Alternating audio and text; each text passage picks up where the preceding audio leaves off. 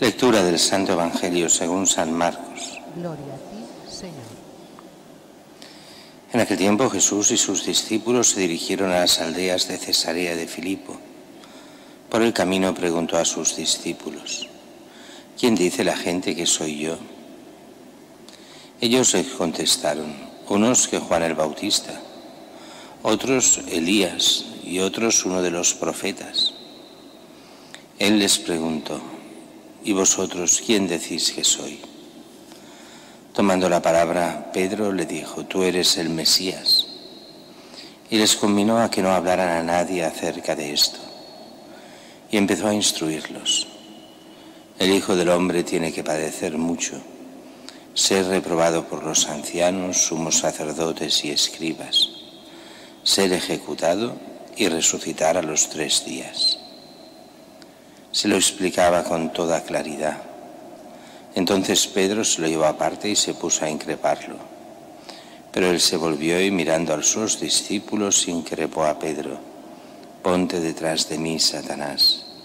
Tú piensas como los hombres, no como Dios. Palabra del Señor. Gloria a ti.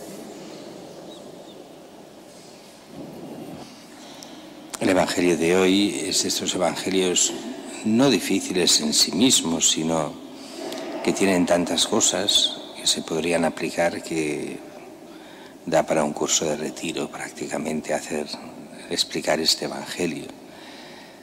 Dice que va por el camino de Cesarea de Filipo Jesús y hace una pregunta: ¿quién dice la gente que soy yo?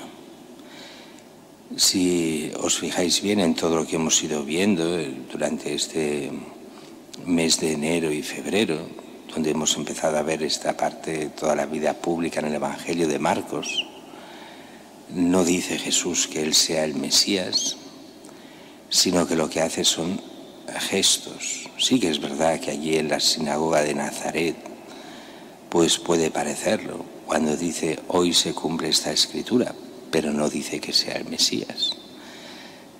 Y dice, hemos ido viendo cómo enseña con autoridad, tiene autoridad sobre los demonios, cura a los enfermos, resucita muertos, tiene el poder sobre los vientos, sobre el agua.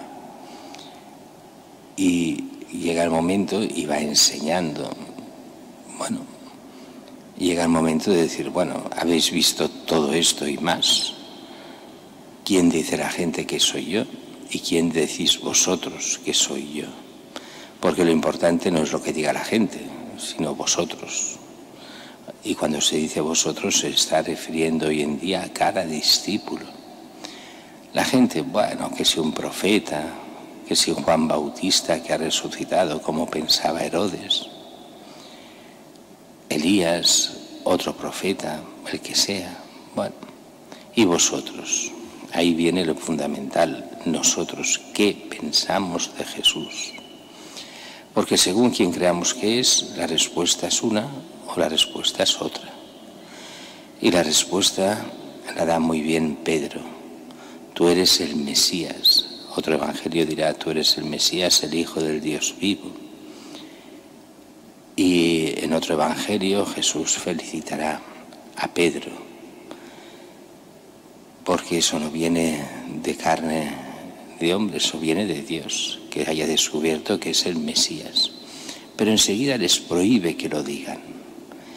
Y a veces alguna gente se extraña: ¿por qué no se puede decir en ese momento que Jesús es el Mesías? Pues la razón es, ya la hemos explicado 1000 veces, pero es muy sencilla. La gente, ¿qué imagen tiene del Mesías? No es el Mesías en el sentido que Dios le da, ese Mesías que es el Redentor, el que dará la vida por nosotros, el que viene a salvarnos del pecado y de la muerte para darnos vida eterna. No, eso no lo entienden. Ellos entienden que el Mesías es un Mesías político que será el rey de Israel al estilo de David, y como David luchaba contra los filisteos, pues el nuevo Mesías luchará contra los romanos y los vencerá. Ese no es el mesianismo de Jesús. No es el Mesías de Dios, es un Mesías puramente humano. Sí, lo hará con el poder de Dios y hasta así ya es una cosa divina. No, no es el plan de Dios. El plan de Dios no es solo salvar al pueblo de Israel políticamente, sino que el pueblo de Israel era el principio de la revelación para llegar Dios a todos los pueblos. Y eso lo hará por medio de los apóstoles, dándonos la Iglesia para que sea fuente de salvación en Cristo para cada uno de nosotros. Y dice que después de esto empieza a enseñar y dice con toda claridad: el Hijo del Hombre tiene que padecer mucho, ser reprobado por los ancianos, sumos sacerdotes y escribas, ser ejecutado y resucitar al tercer día. Y se lo dice claro, claro, claro. Y después lo volverá a repetir varias veces antes de la pasión. Los apóstoles lo oyen. San Marcos, cuando dice que lo decía claro, es porque los apóstoles lo explicaban, que sí, que se lo había dicho de forma clara, pero como si no les hubiera dicho nada. No solo no lo entienden, sino que deben pensar que que Jesús debe tener los días bajos y que está de pesimista, porque lo primero que hace Pedro, dice, se lo lleva aparte y se pone a increparlo, a reñir a Jesús por decir estas cosas. Y entonces es Jesús que muchas veces nos podría decir a cada uno de nosotros, pero se lo dice a Pedro: vete atrás, Satanás, piensas como los hombres, no piensas como Dios. Y eso especialmente a los pastores de la Iglesia nos ha de hacer pensar, porque nos pasa a menudo y es uno de los riesgos enormes. Pensar solo al estilo estrictamente humano, olvidarnos de lo que Dios quiere, ser muy prudentes humanamente, intentar hacer las cosas bien desde un punto de vista humano, pero si Dios no está en medio, eso no sirve de nada. Es lo que hemos visto tantas veces. Los sacerdotes metiéndose en todo menos en lo que se han de meter, metiéndose a juzgarlo todo y a analizar la Iglesia desde un punto de vista político, al estilo del Mesías judío, pero olvidándose que lo primero es Dios. En vez de poner Dios en el primer lugar, poner una prudencia humana, una sabiduría humana. San Pablo nos dirá que lo suyo es una sabiduría que no viene de los hombres, sino de Dios. Es predicar a Cristo y a Cristo crucificado.